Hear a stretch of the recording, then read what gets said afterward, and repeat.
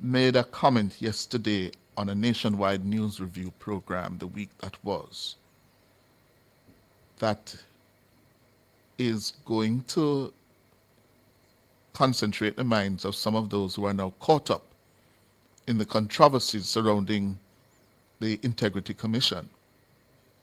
According to Attorney Clark, affidavits of urgency could speed up the process in instances where persons challenge rulings from the Integrity Commission, the IC.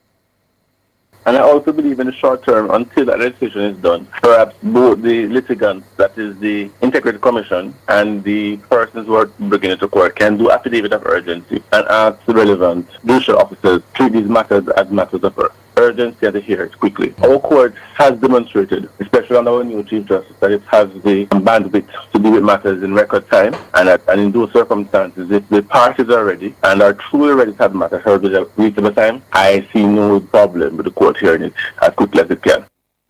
Attorney John Clark, in remarks or following remarks made by the chairman of the commission, Justice Carol Lawrence Beswick, that court challenges looming are a major threat to the IC's ability to investigate matters and stamp out corruption. Clark says on the program yesterday, a 12-month window would be ideal for the completion of court cases in which IC rulings are being challenged. I specifically believe that can look to what happened in the election court, because in many situations we have a precedent as relates to how election matters are dealt with quickly in Jamaica. And I believe that these, especially the ones involving parliamentarians, should be treated no differently in terms of timeline. And a period of 12 months, I believe, should be sufficient for the matter should be determined entirely. And what is concerning on both ends is that if the Integrity Commission has legitimate basis to come to its finding, one would want those findings to be delayed for far too long, with the persons who are the affected parties being having this cloud over their head, and the Integrity Commission and essentially being stayed for far too long. So 12 months, I believe, is reasonable. John Clark, attorney at law, I think worthy proposals there, suggestions there by Mr. Clark that we could take on board. After the break, the D.Campbell apology to Vaz, Robertson, and Lawrence. After the break.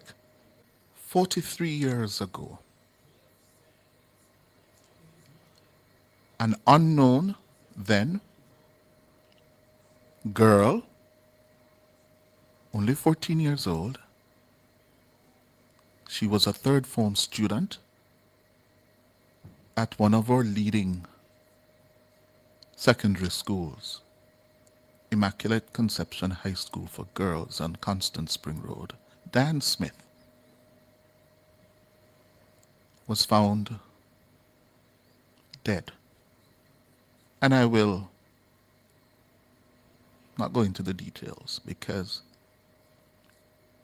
Dan's parents, siblings, family members are still around.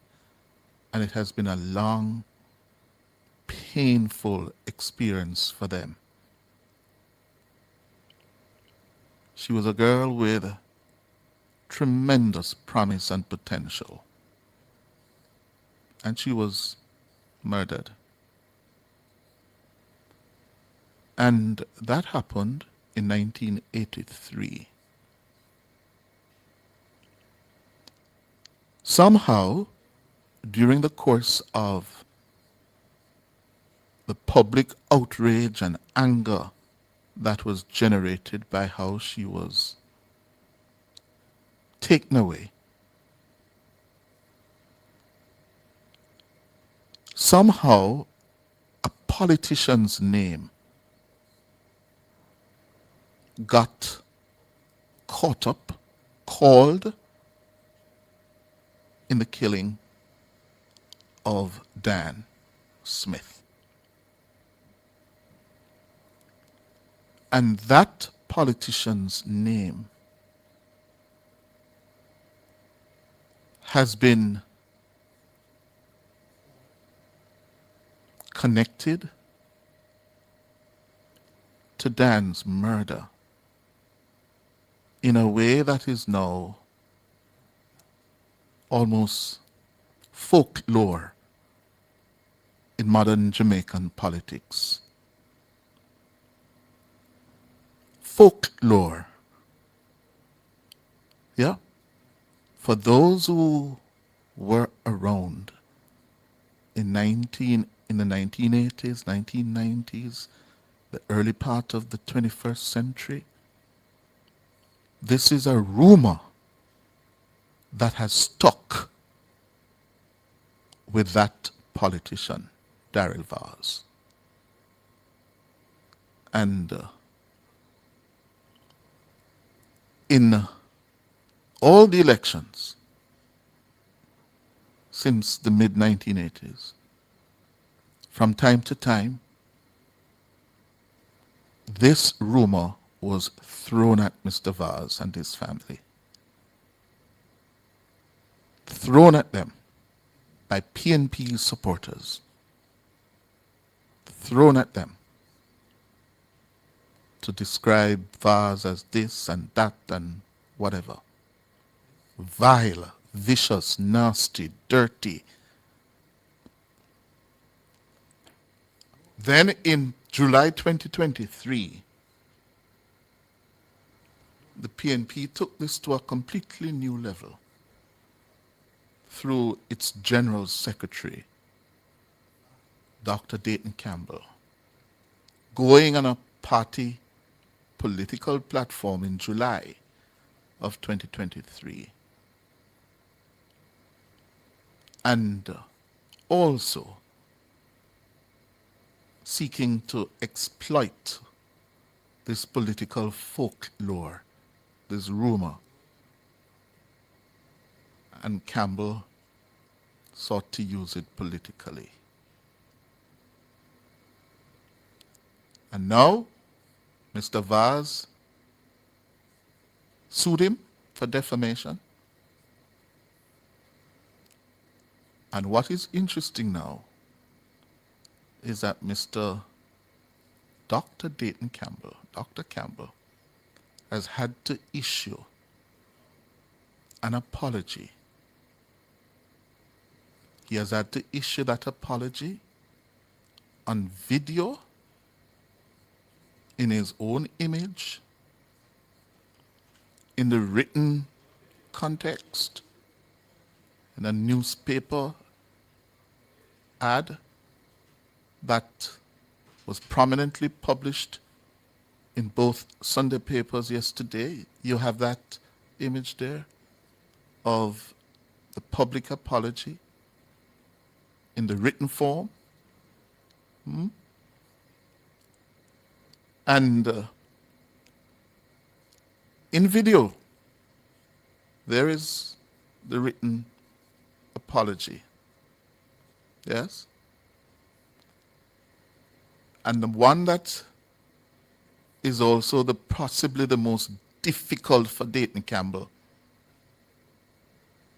to swallow is this. In video, hear him apologizing to Daryl Vaz for going down this road.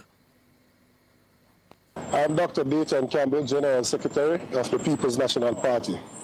On or about July 27, 2023, I made statements on the political platform, which upon later reflection, I came to realize could have been interpreted as connecting Honorable Daryl Vaz to the murder of Diane Smith, as well as an alleged plot to assassinate the then leader of the opposition, Mr. Andrew Holness, in 2015.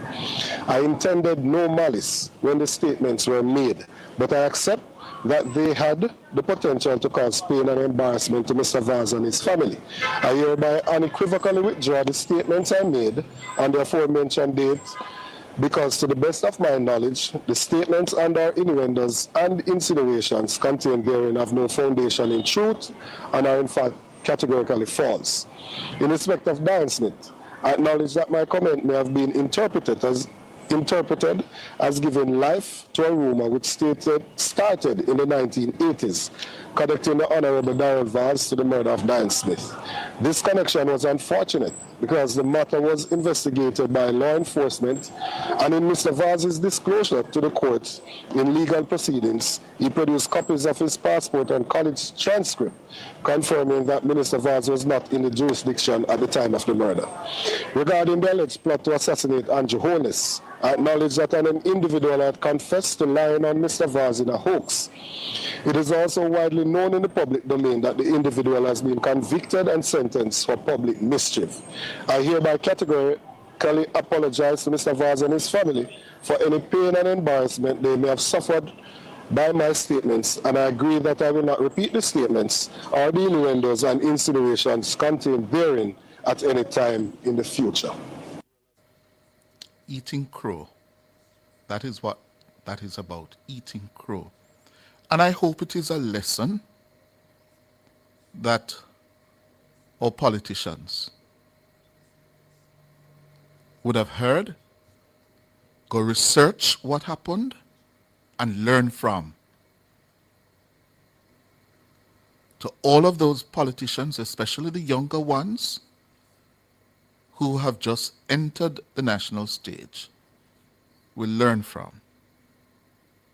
It happened a long time ago, 40 odd years. Many of them were not born yet. But they should go and quietly do the research, talk to the party elders around them, and learn from it. And one of the things the party elders, I hope, will tell them, and everything you hear, people say, you must go and repeat on a political platform.